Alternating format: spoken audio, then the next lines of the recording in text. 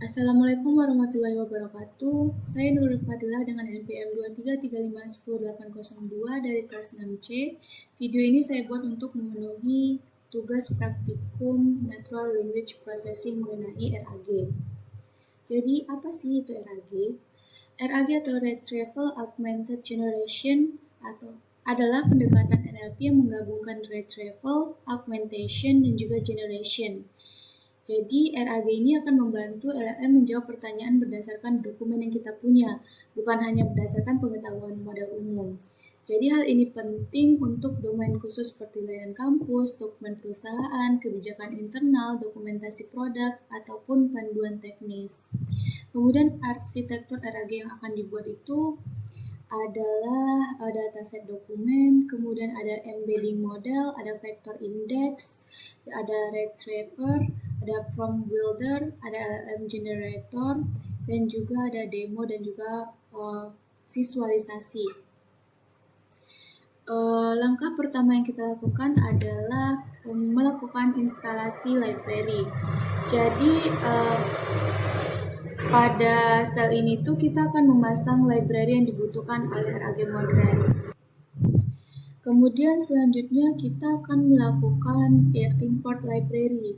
Jadi sel ini tuh akan mengimport semua library yang dibutuhkan gitu. Mulai dari sentence transformers yang akan mengubah teks menjadi embedding, kemudian ada Vice. Vice ini digunakan untuk menyimpan embedding ke dalam vector index. Selanjutnya kita akan melakukan upload dataset di Colab. Jadi kita akan menggunakan dataset yang namanya dataset RAG campus.csv. Jadi sel ini tuh akan mengecek apakah file dataset RAG campus.csv itu sudah berada di directory Colab atau belum. Nah, jika sudah ada bisa langsung menggunakannya, dan jika belum ada Colab itu akan membuka tombol upload agar kita bisa mengupload dokumen. Jadi di sini saya sudah mengupload dokumen dataset rag.campus. Selanjutnya kita akan membaca knowledge base-nya. Jadi knowledge base itu adalah kumpulan dokumen yang akan menjadi sumber jawaban RAG.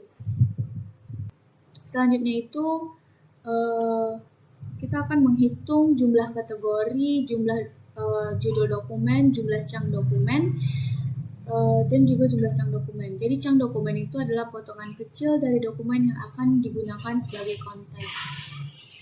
Jadi outputnya itu akan muncul jumlah kategorinya yaitu sebanyak 8, jumlah judul dokumennya sebanyak 16, dan jumlah chunk dokumennya sebanyak 48. Kita akan menyiapkan teks dan juga metadata. Jadi dalam RAG itu dokumen sebaiknya disimpan dalam metadata. Jadi metadata itu membantu pengguna mengetahui sumber dari jawabannya. Jadi teks ini tuh akan membuat kolom yang bernama teks lengkap. Jadi kolom teks lengkap ini tuh menggabungkan kategori, judul, dan juga isi. Jadi tujuannya itu adalah agar embedding tidak hanya memahami isi paragraf, tapi juga konteks dokumennya. Kemudian selanjutnya itu adalah kolom metadata. Jadi metadata ini dibuat untuk agar setiap chunk itu memiliki identitas sumber yang jelas. Jadi metadata ini penting karena jawaban RAG sebaiknya menyertakan sumber. Selanjutnya itu membuat embedding dokumen. Jadi embedding itu adalah representasi vektor dari teks. Jadi embedding itu akan menangkap kemiripan makna. Misalnya, pertanyaan saya lupa kata sandi, tetap dapat dekat dengan dokumen reset password. Jadi kita memakai model multilingual agar cocok untuk teks bahasa Indonesia. Nah, di sini jadi sel ini tuh akan membuat model embedding Paraphrase Multilingual Mini LM L12P2. Jadi model ini tuh mendukung banyak bahasa sebenarnya, termasuk bahasa Indonesia. Jadi setiap dokumen itu akan diubah menjadi vektor angka berdimensi tetap. Kemudian ada parameter normalize embedding sama dengan true. Jadi itu akan membuat panjang vektor dinormalisasi. Jadi ini tuh berguna karena Faiz dapat memakai inner product sebagai pendekatan cosine similarity. Jadi outputnya itu akan menampilkan ukuran embedding dari dokumen. Selanjutnya kita akan membuat vektor indeks dengan Faiz. Jadi Faiz itu digunakan untuk mencari vektor yang paling mirip dengan cepat. Jadi karena embedding itu sudah dinormalisasi, inner product dapat digunakan sebagai cosine similarity. Jadi sel ini tuh akan membuat Faiz index menggunakan indeks IP. Jadi indeks ini tuh akan menyimpan semua embedding dokumen dan memungkinkan pencarian vektor terdekat. Jadi karena embedding itu sudah dinormalisasi, skor inner product dapat dibaca sebagai kemiripan berbasis cosine similarity. Jadi outputnya itu akan ditampilkan jumlah vektor dalam indeks yaitu 48 dan juga dimensi embedding yaitu 384. Jadi jumlah vektornya itu harus sama dengan jumlah baris dari dataset yaitu sebanyak 48. Kemudian selanjutnya ada semantic retrieval. Jadi fungsinya itu adalah untuk menerima query pengguna, mengubah query menjadi embedding, mencari dokumen paling mirip di Faiz, dan juga mengembalikan dokumen dengan skor similarity tertinggi. Jadi fungsi retrieve dokumen itu adalah inti dari tahap retrieval. Jadi pertanyaan pengguna itu diubah menjadi embedding, lalu Faiz mencari dokumen dengan embedding paling mirip. Jadi fungsi mengembalikan tabel skor berupa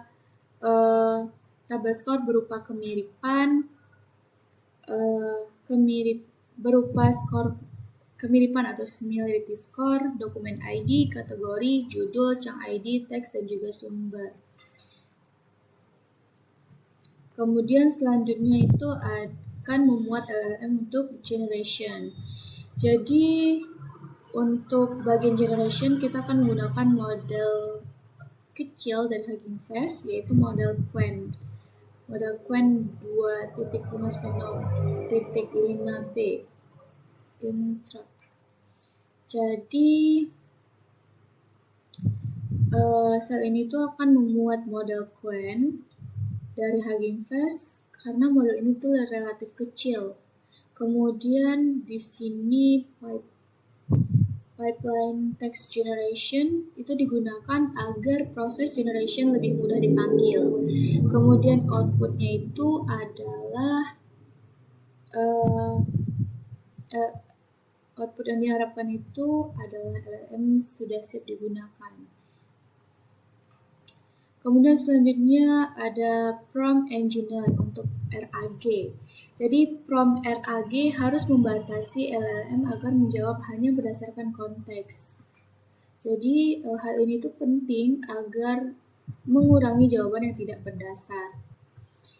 Jadi di sini ada fungsi build RAG prompt untuk menyusun prompt LLM.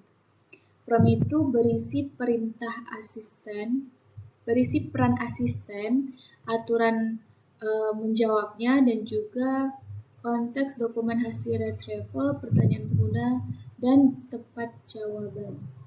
tempat dari jawaban. Jadi aturan penting dalam prompt adalah LLM diminta menjawab hanya berdasarkan konteks. Ini membantu mengurangi risiko jawaban yang mengarang. Jadi outputnya itu adalah menampilkan prompt yang lengkap.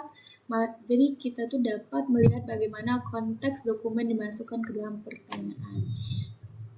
Nah di sini tuh sistem berperan sebagai asisten akademik kampus. Jadi dia akan menjawab seputaran konteks akademik kampus saja.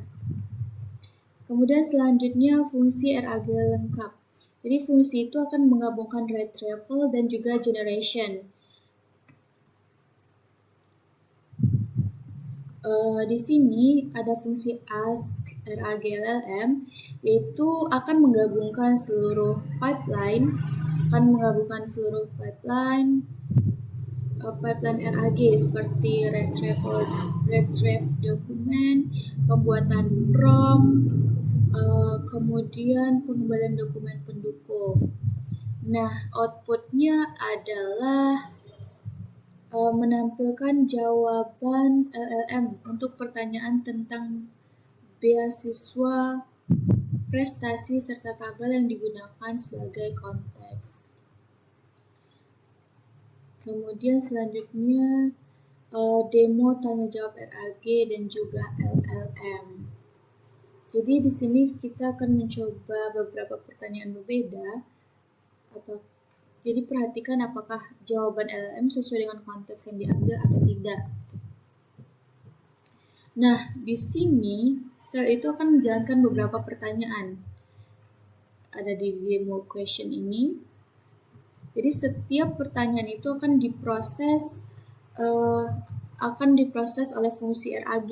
Lalu notebook menampilkan jawaban dan dokumen yang terambil. Jadi setiap pertanyaan output dibagi menjadi 3 bagian. Ada pertanyaan, ada jawaban LLM, dan juga ada dokumen yang terambil. Misalnya untuk pertanyaan berapa maksimal jumlah buku perpustakaan yang bisa diambil, kemudian jawaban LLM-nya berdasarkan konteks 1, mahasiswa aktif dapat mengambil maksimal 5 buku perpustakaan selama 14 hari misalnya. Kemudian di sini juga tertampil dokumen terambil, berisi similarity score-nya, dokumen ID, kategori, judul, dan juga chunk ID. Kemudian selanjutnya visualisasi interaktif embedding dokumen.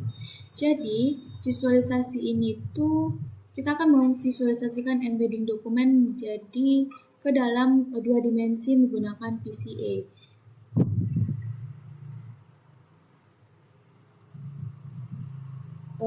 Sel ini tuh menggunakan PCA untuk mereduksi embedding berdimensi tinggi menjadi 2 dimensi. Jadi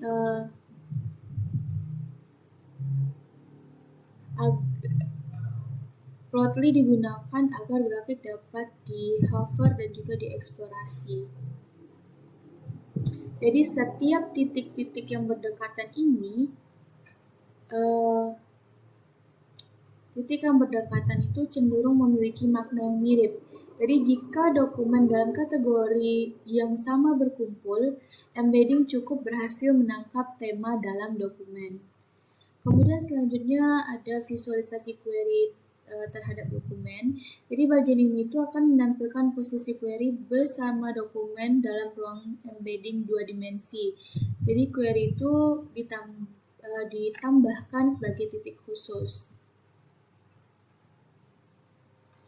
Jadi fungsi ini tuh fungsi visualize query embedding digunakan untuk menambahkan embedding query ke dalam ruang visualisasi bersama dokumen. Jadi query divisualisasikan sebagai titik khusus sehingga dapat melihat kedekatan dengan dokumen. Jadi outputnya itu akan muncul grafik dengan tabel hasil retrieval untuk query-nya. Jadi jika query itu dekat dengan dokumen yang relevan, retrieval kemungkinan bekerja dengan baik. Namun visualisasi 2 dimensi adalah visualisasi penyederhanaan. Keputusan retrieval itu tetap berdasarkan embedding asli berdimensi tinggi. Kemudian ada demo interaktif chatbot RAG. Jadi ini tuh akan membuat widget sederhana. Jadi mahasiswa kita dapat mengetik pertanyaan, menentukan topik dokumen, lalu menjalankan RAG-nya.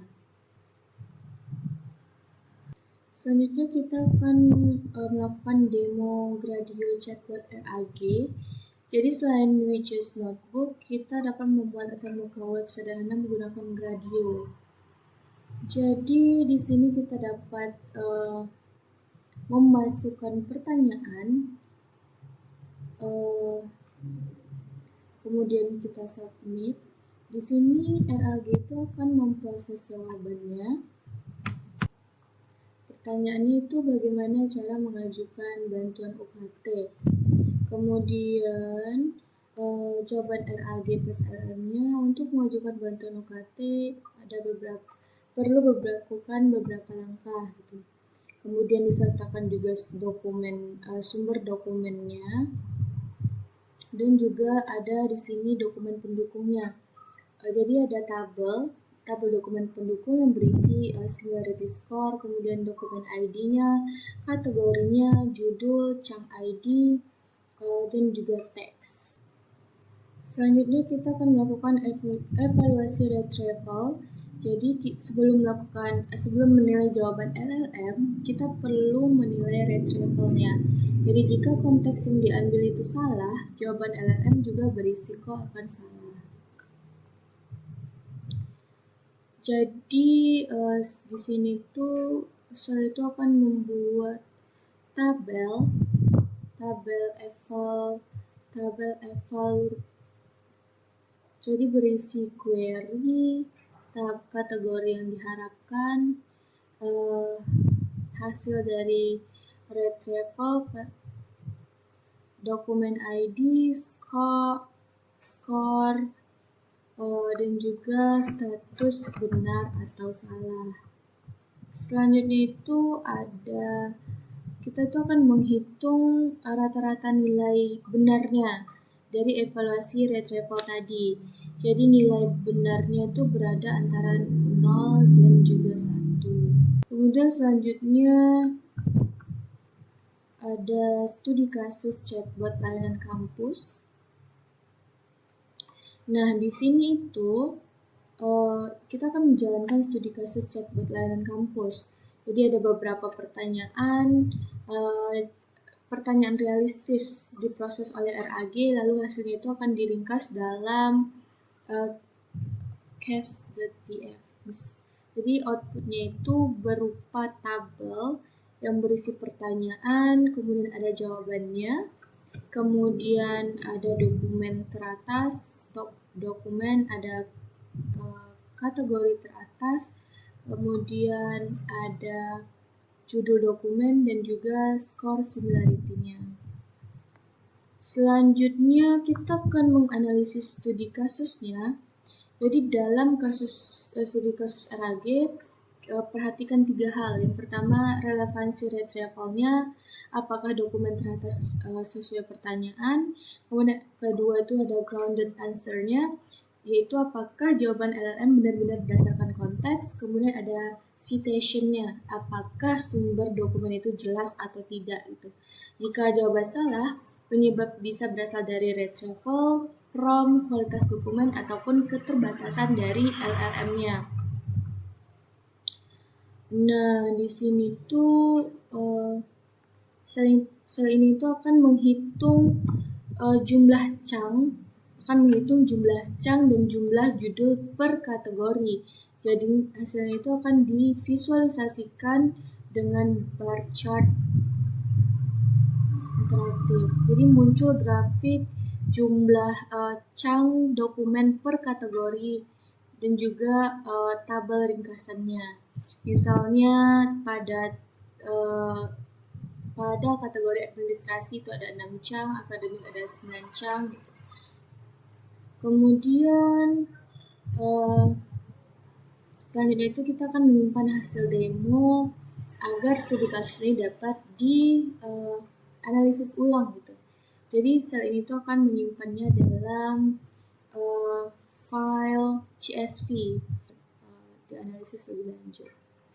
Sekian video saya.